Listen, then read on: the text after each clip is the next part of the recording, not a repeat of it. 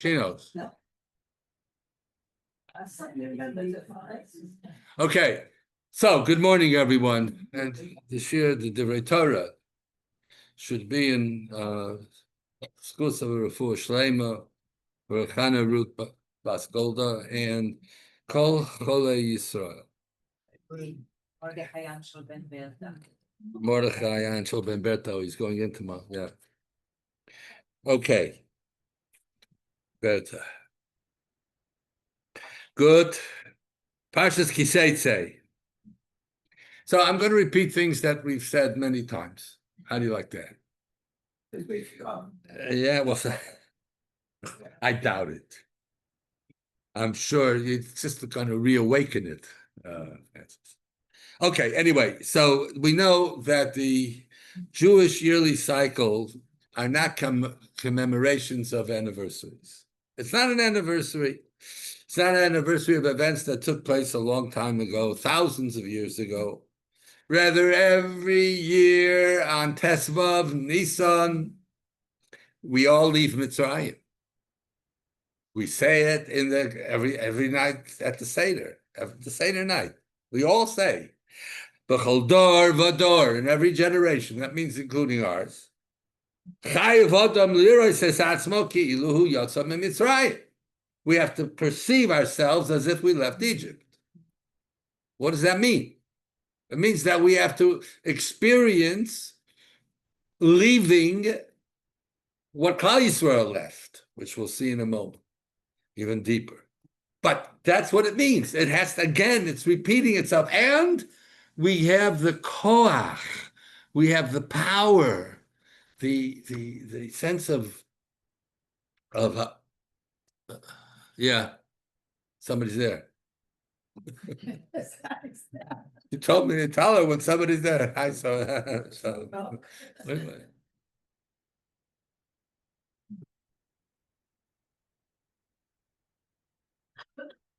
I know how to do it now. Oh, thank you so much. Life. And we'll see about that too in a bit, I hope, if we get there. What does that mean? It means we have to leave that which we left when we left Mitzrayim. We would think that it was the persecution and the slavery and all that's all secondary. Yeah.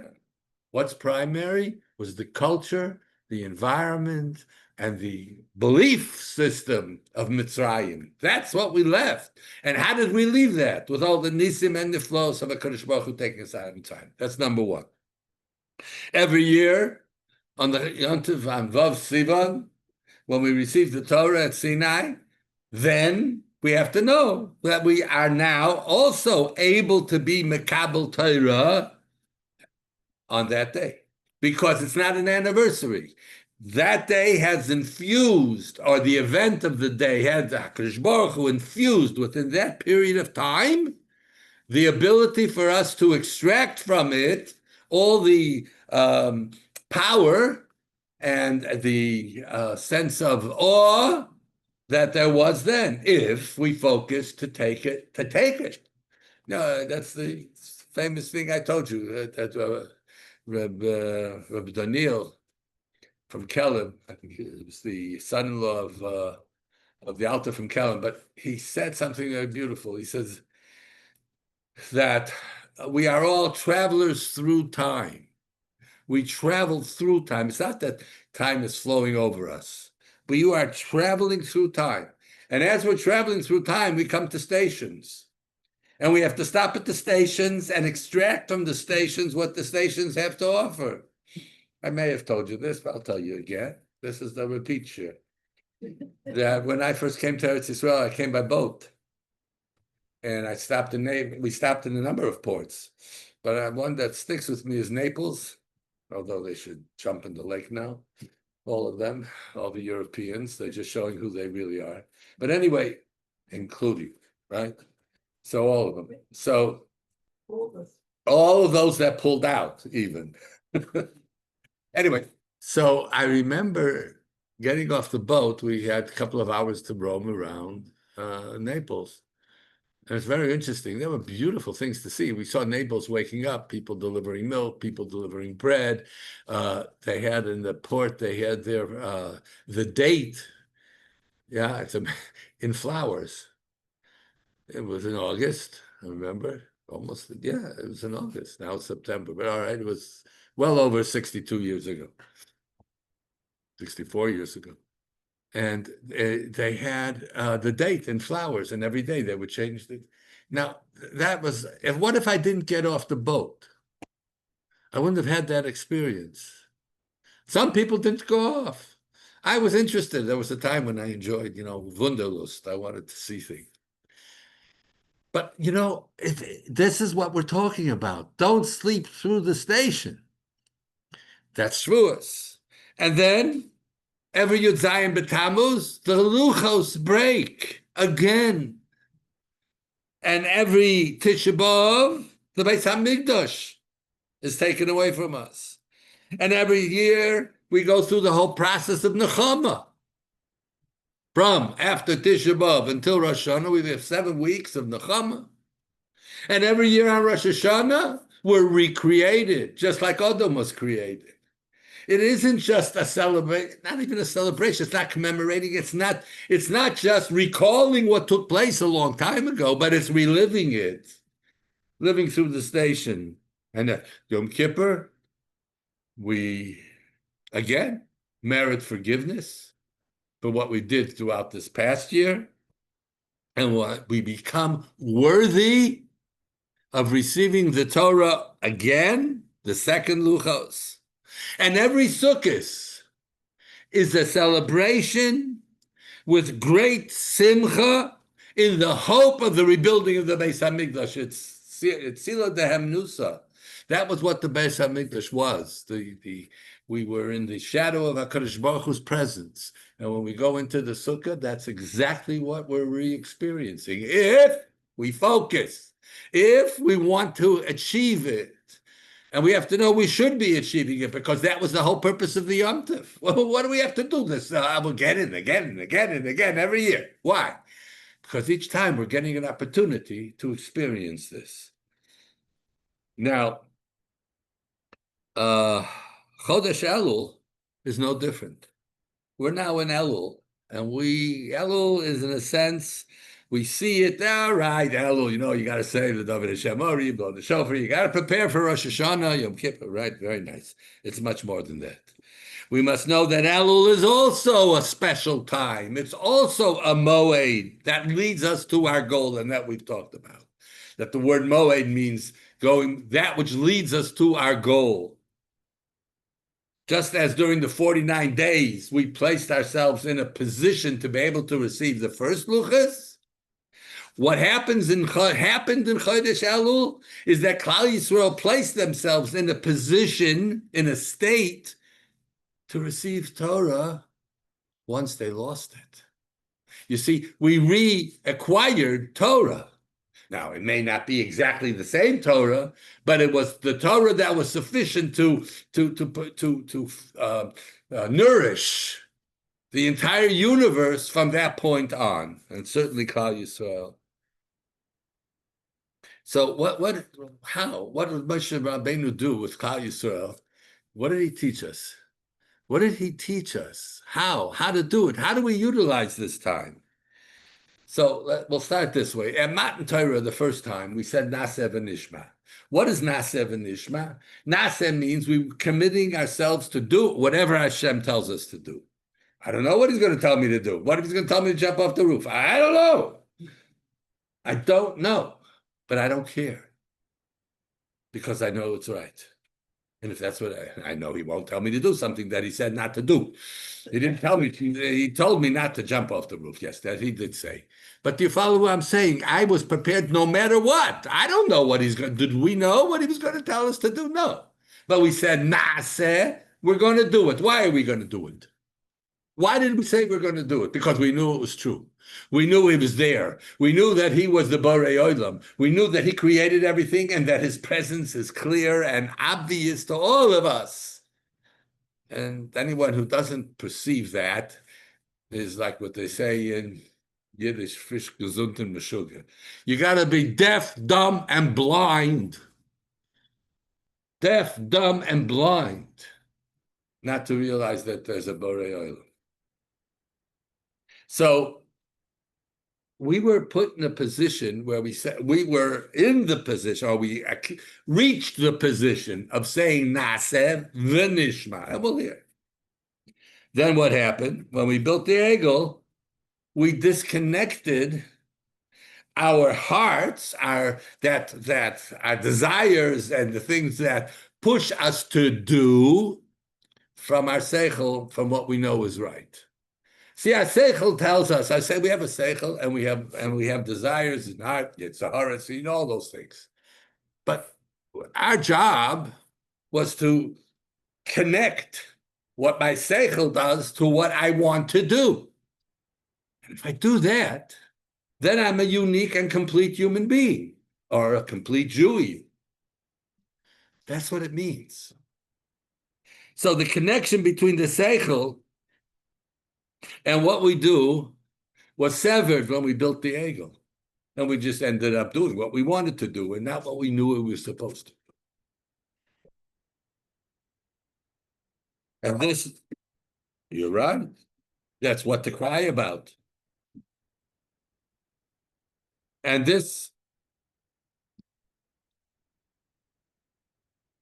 is our avoda.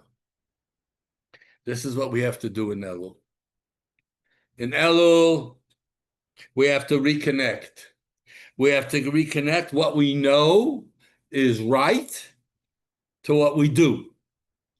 In other words, let's put it this way, we have to reconnect what we do with what we know is right and true. In the Rosh Hashanah davening, it's very interesting. We say something and we kind of, we take it, we say it. That's right, the unity will be, they will make themselves into one unit. It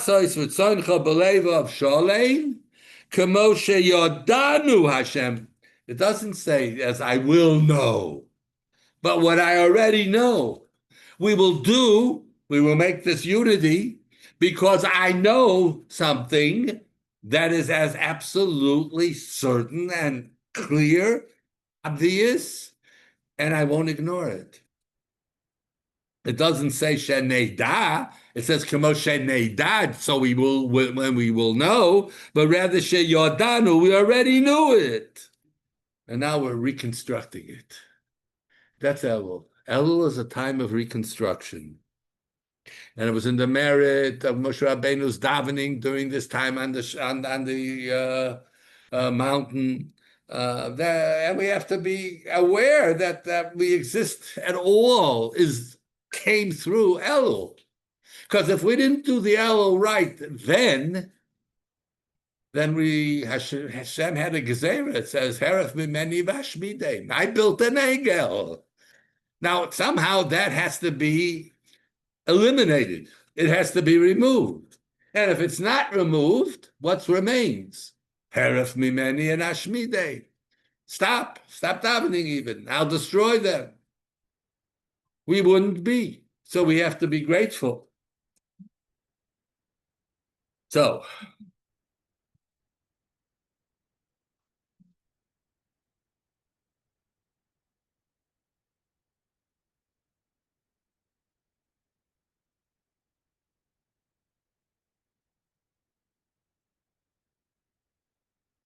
there was another point. Besides knowing all this, there was a point that took place during the time or at the beginning when Moshe Rabbeinu went up. We blew a shofar. And Chazal were metakein. Chazal put into place the necessity for us to not just blow the shofar on Rosh Chodesh, but every single day in Chodesh Elul. And let me read to you what is written in the Tur. It's a Pirkei de Rabbi Eliezer. It's Chazal. It's a Tana. Pirkei de Rabbi Eliezer. Uber Rosh Chodesh Elul, on Rosh Chodesh Elul, Omer lo HaKadosh Baruch Hu, Hashem said to Moshe, Alei Elai Hehora. Come on up. I want you to come up on top of the mountain. And you know what they did then? They haviru shofar b'machane. And they blew a shofar. Well, it wasn't just, top, ta-da, announcement, everybody should know Moshe Rabbeinu is going on. No. Shaharei Moshe Olo Lahar, Shalo Yitu O Dachar Avodah Zarah, that they shouldn't make the same mistake again.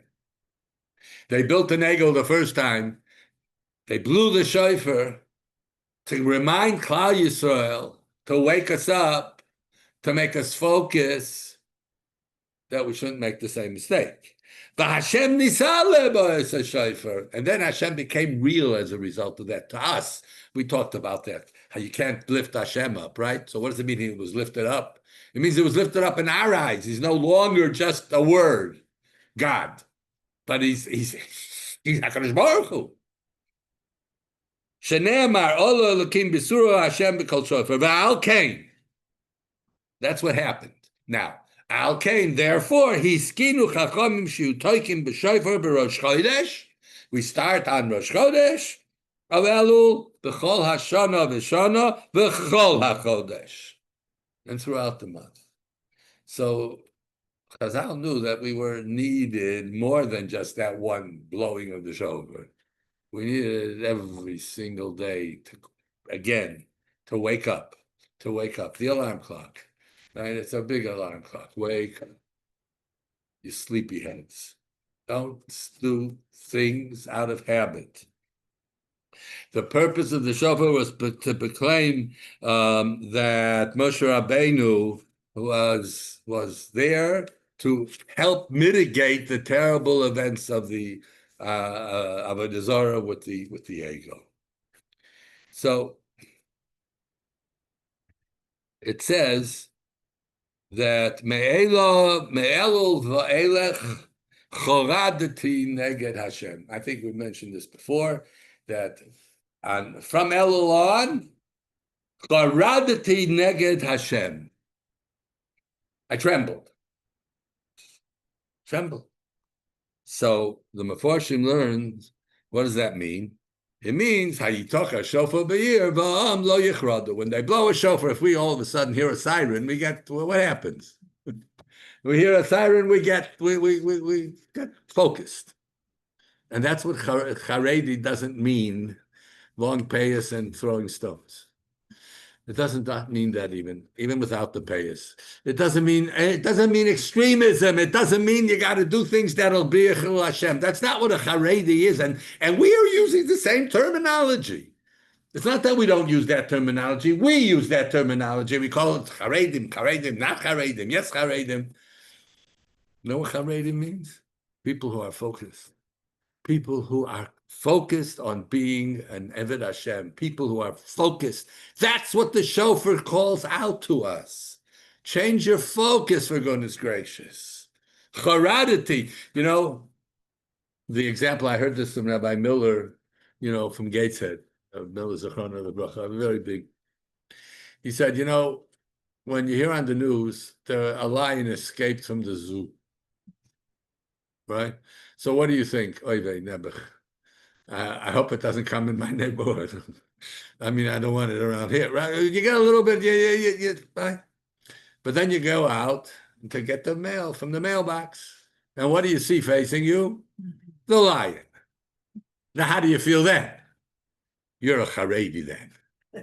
You're a big Haredi. You are Chored. Boy, are you focused. You're focused to get out of there. You're focused to get home, focused to not to become supper. The idea is that that's the purpose of a shofar. When it says wake up, these are nice terms.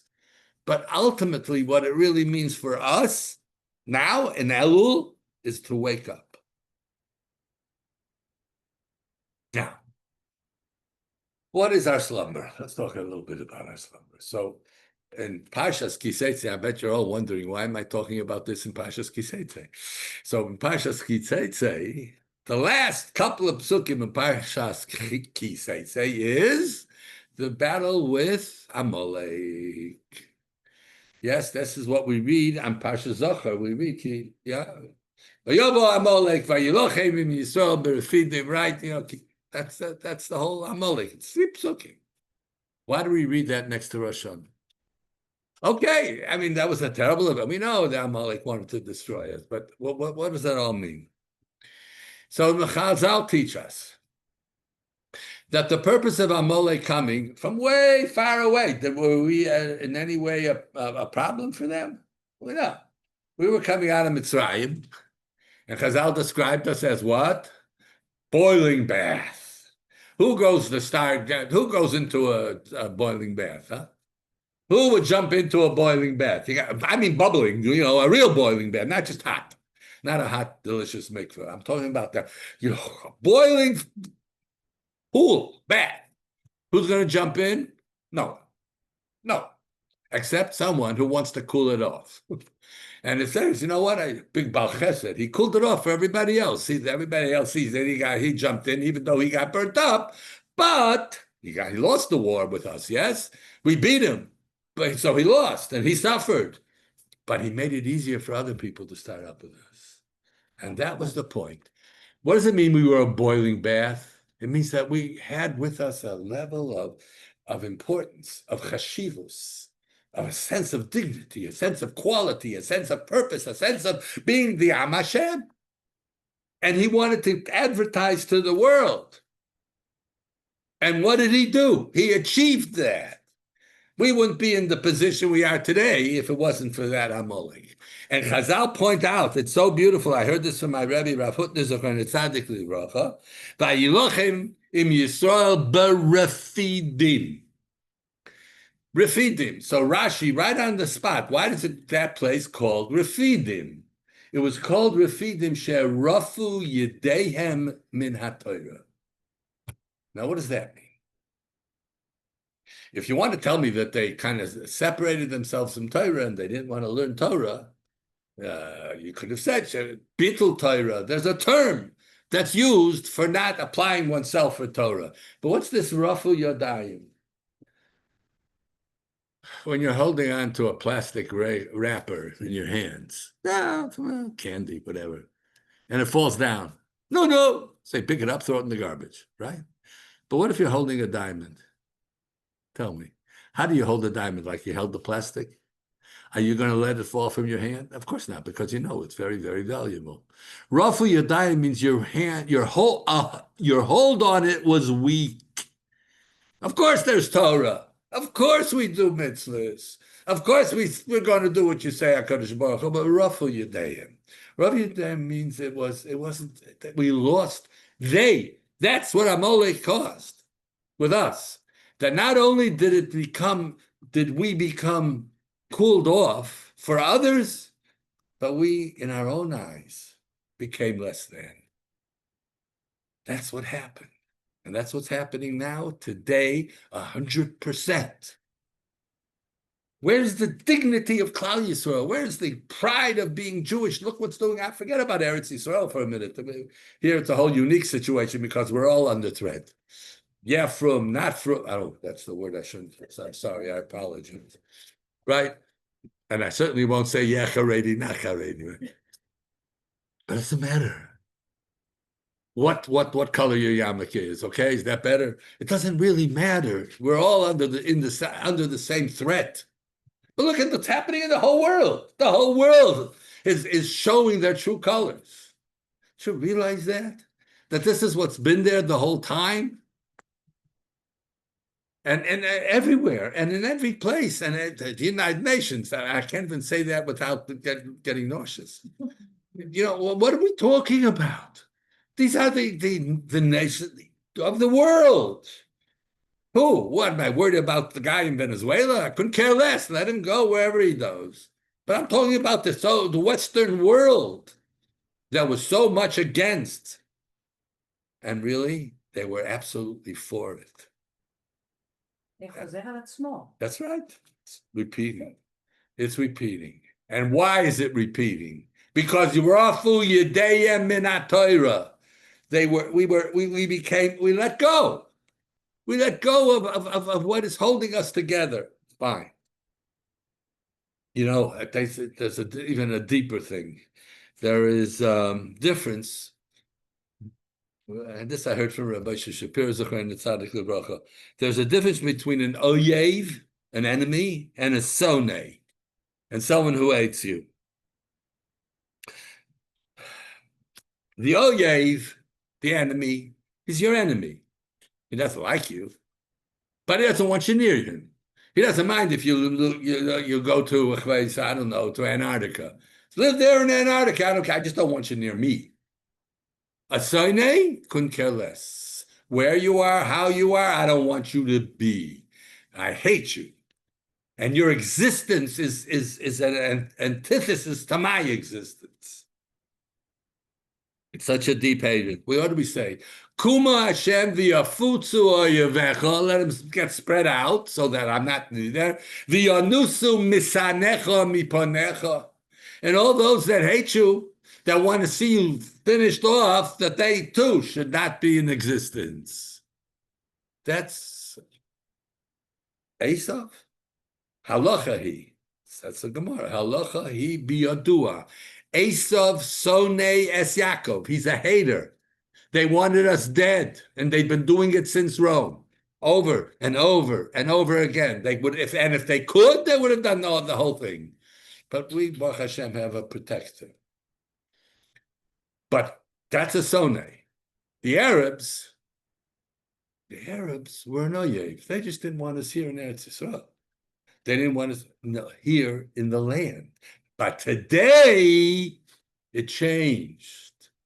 From the time that the Mufti went to the Hitler Yamach Shemai, and they joined forces, they became Sonim, and it doesn't matter where you are, they hate you.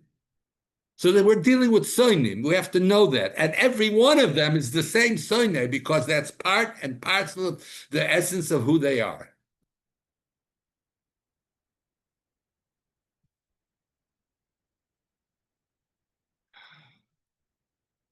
That's why we read Parshas HaMolech, or one reason why we read Parshas HaMolech. I'm going to give you one other reason too. But this is a major reason. They wanted to cool us down, and they hated us so much, and their hate affected us so much that we began to hate each other. It was almost like it was infectious. The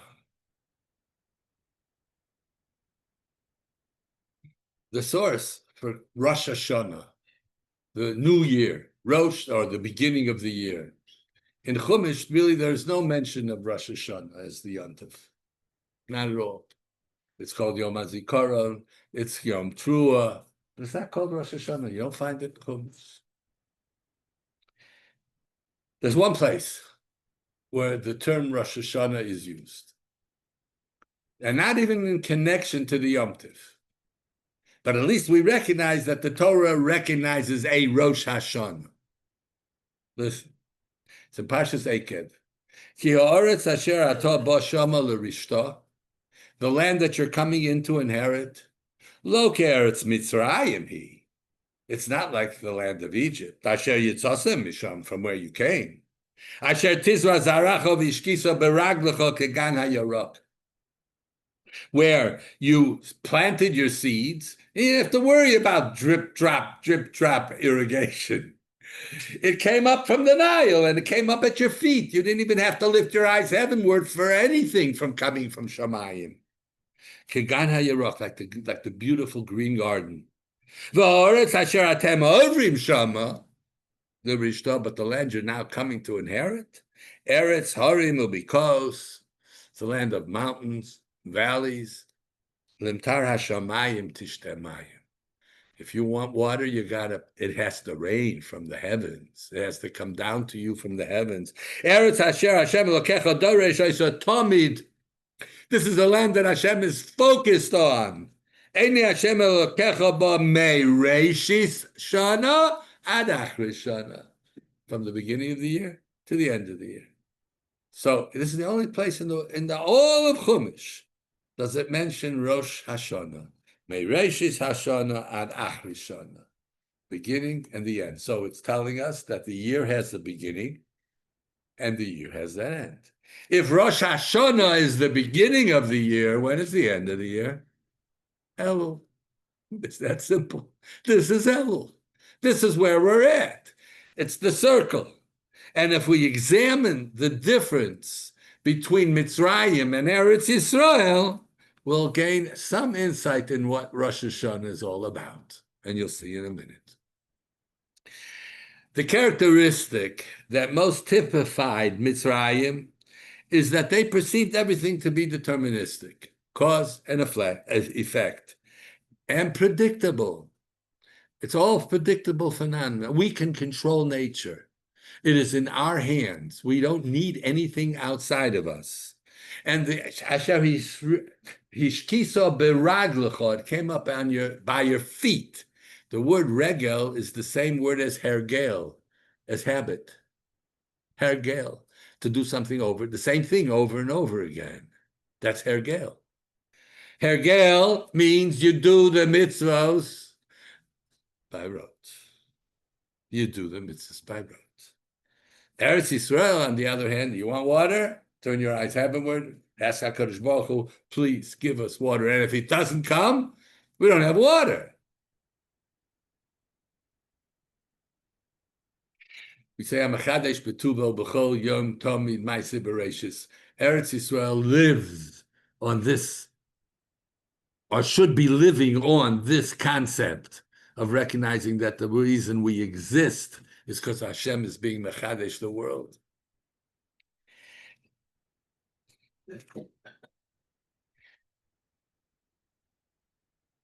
Take it one more step. Tisha B'Av. We read the parsha that we read on Tisha B'Av is Ki Solid Banim Uvnei Banim V'Noshantem Ba'aretz. What does the Noshantem mean? You know what Shanta means? It means he became old. Yashon, old. We fell into a habit of living our lives relying on previous achievements. We weren't changing. We weren't being mechadesh b'tuvo b'chol yom tamid. We weren't moving upwards. We took it as we are. Hello, I am from enough. How many times you hear that? I'm from enough. What do you want from me? I keep Shabbos. I keep kosher. I cover my hair. I go to mikveh. I'm from enough. Is there enough where it comes to a connection to HaKadosh Baruch Hu? Can't live on previous achievements. You have to constantly be mechadesh. And it's so interesting. The word v'noshantem tells us a message. Hashem brought the churban, kisolid banim, vnei banim, v'noshantem ba'aretz, and then he brought the churban. But noshantem, because you went to sleep, and you didn't want to wake up, and you didn't do things with a sense of commitment. But it's deeper than that. The gematria of noshantem is 852. The churban took place 850 years after we came into Eretz Yisrael. So Hashem hurried it up so it shouldn't reach V'noshantem. Because if you're already V'noshantem, you've fallen asleep, you're finished. If you're totally asleep, then you're not going to be mechadish anything. And it's even more than that. They Lashon, you know me, my Lashon HaKodesh, I can't help it. Yashan is what? Old. How do you say sleep in Hebrew? Same word. Why? Because when you're asleep, you're drawing everything from the old. You're not getting any new energy. You're not getting any new nourishment. You're not getting anything new. It's old. It's used up. It's already been used. You have to create new. And if you don't create new, then it's problematic. Uru Yisheni Mishen Aschem, says the Rambam. That the Elul blowing of the shofar is to tell us, wake up, sleepyhead. Come on. Wake up. Don't be asleep. Because if you're asleep, it's like being old. And the way to not fall asleep is to not take things for granted. This famous statement, Louis XIV asked Pascal, he wanted him to prove that there's a God in the world. His proof was an amazing proof. And he proved he was a religious guy. 2 words. The Jews, Your Majesty, the Jews. Because if there were no God, there'd be no Jews. It could not be that there would be Jews. Everybody's trying to get rid of the Jews. When the founder of Zionism wanted to, secular Zionism, of course, I don't mean Torah Zionism, Herzl, he wanted to start a state, a Jewish state, to save the Jewish problem, to solve the Jewish problem. So he went to the Kaiser of Germany and he asked him if he would agree for that to be a Jewish state. So the Kaiser said to him like this, Herr Herzl, and this I heard from Berwine, Herr Herzl, 4 empires will have to fall before there will be a Jewish state. 4. And Herr Herzl, that's impossible. No. What do you mean 4 empires? The Ottoman Empire, Tsarist Russia, the Eastern Orthodox Church, the German Empire, and the British Empire. By 1920, the Ottoman Empire was finished. The Tsarist Empire in Russia collapsed. Britain wrote the Balfour Declaration, and 1945 Germany fell, and there was a Jewish state. Huh. The impossible happened. So why don't you look around you and say, hello, world? It's here. Jews are here. The same thing as Pascal. Pascal said the only reason that there are Jews is because there's a God. And the only reason there's a Jewish state is because there's a God, not because of any other. Now, there's a way. And HaKadosh Baruch Hu directs us. And he runs it. And in the end, he has a plan, and that plan will be will be fulfilled by hook or by crook, even if we don't want to do it. Okay, now. So we're living in a society where we're all asleep. What I mean is this, it's the slumber of scientific determination. Science is going to solve all the problems. Medical science is going to find the cure for every single illness. 1, 2, 3, you'll see. It's that we just got a little bit more time. Please, just give us a little bit more time. We'll find the cure, and we'll all attain immortality. That's what the medical profession believes. And physics will soon be able to discover the origin of the universe, of course, if that's what they're looking for. And all the secrets of the existence of the world will be solved and revealed. Psychology? Oh, who will need some poor psychiatrists? They'll be out of business. There's no need for them. If we study, if we are able to, we'll know 1, 2, 3 how to deal with the emotional problems. Torah tells us no. You want to know where the solutions are to all the problems? It's not going to be in Egypt. It's going to be in Eretz Yisrael when you have to lift your eyes heavenward for water. So when there was a mitzvah, or a losase, I should say, not to go back to Mitzrayim. You're not supposed to go back to Mitzrayim. You think it means not to go back to the piece of property called Egypt? That's not what it means. It means don't go back to the systematic denial of HaKadosh Baruch Hu, the total rejection of a Borei Olam, of a creator. As Paro said, Mi Hashem, Sheshma B'Kolo, I have to listen to God. What God? When God? Where God? Who is he? That's what we are. That's what we dare not go back to. Mitzrayim no longer exists, the people and all of that. But in reality, their philosophy is existence. Yes, it's a philosophy. It's a system of how a human being on this world has to live. And that's the whole Western culture is that. And what we have to do is not to just throw out the baby with the bathwater. That's not what we're asking. What we're asking is we should stay warm. We should not boiling, but warm and be connected and not separate the mind from what we do. But why do we read this before Rosh Hashanah? Now it becomes easy why we read Amalek before Rosh Hashanah. The goal of Amalek was to cool us down.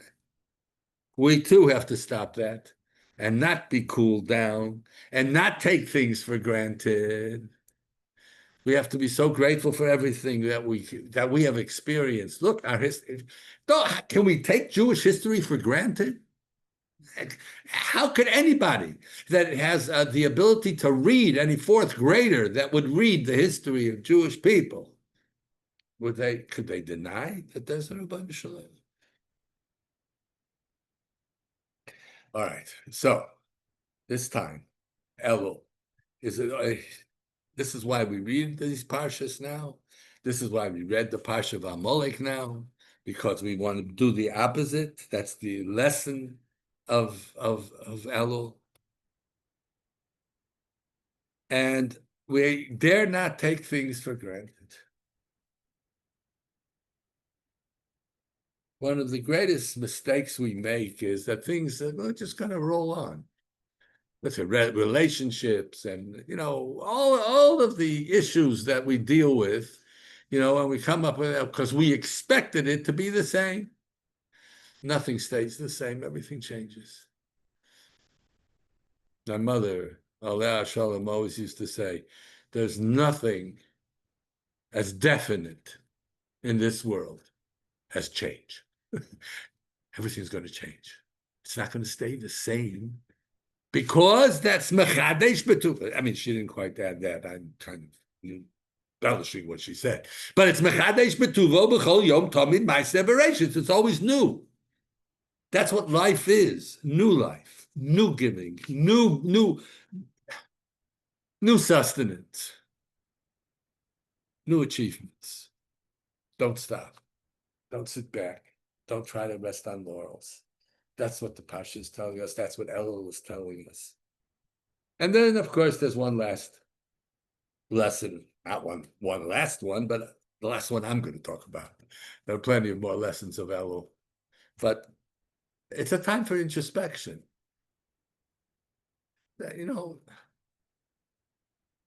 have to take a little bit of nachas. My daughter in Orlando was invited to be among she talks to Jews, It's kind of part of the family tradition. She likes to talk to Jews. She's very dramatic and very, and they invited her. There's a whole list, and for Elul, a whole list of different speakers. So they did searches for people that they would. Anyway, so she's one of them. And she said, we kind of confirmed.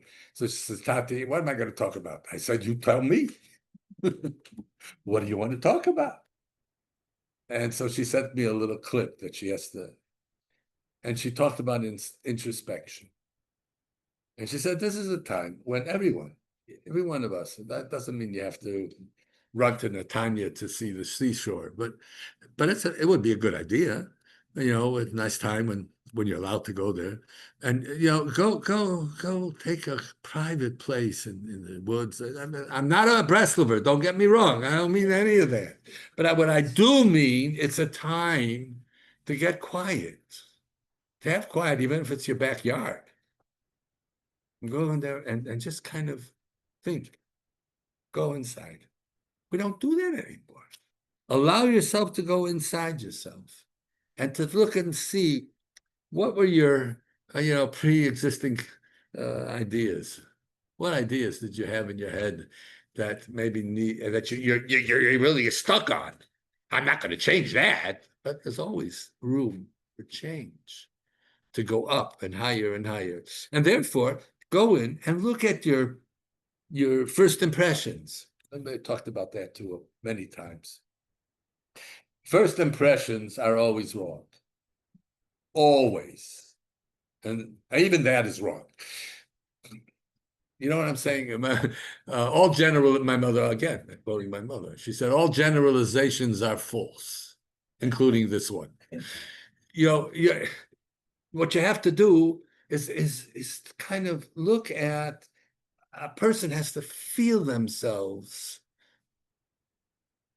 like they can touch the real essence on the inside. That's what Shabbos is supposed to be.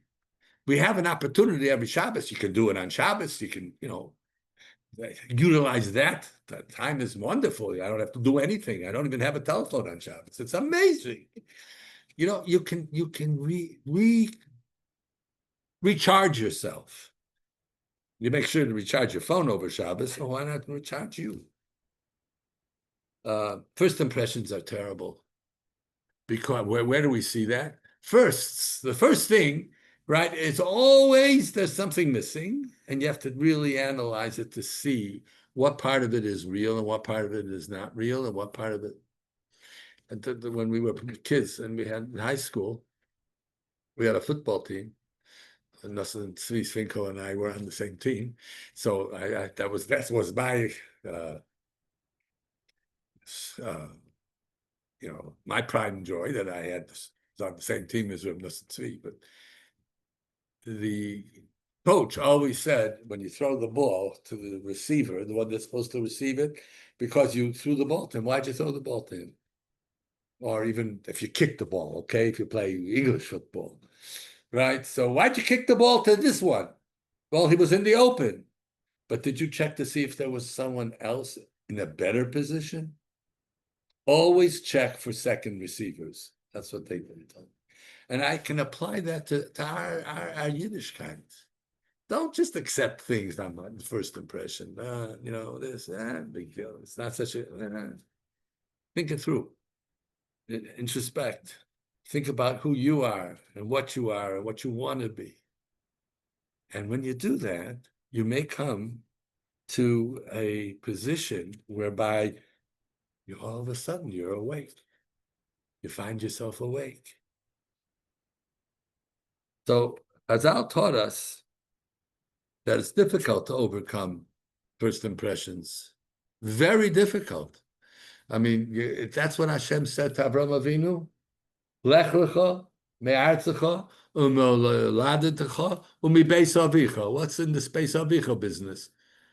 You want to take him to another land, take him to another land. You have to leave your... But what's the base of Icha?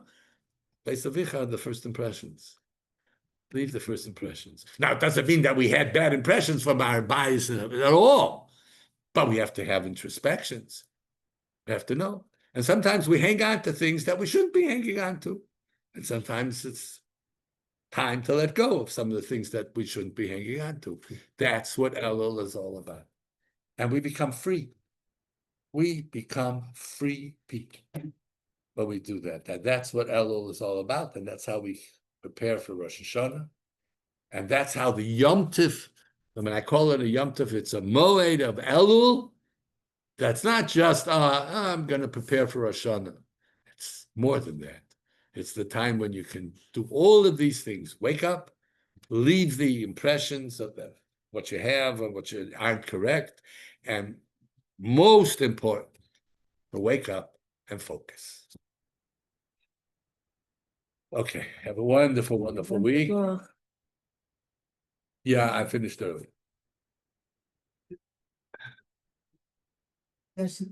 Thank you so much. Shavua Tov, a good Chodesh, a good year, everything should be good for everybody.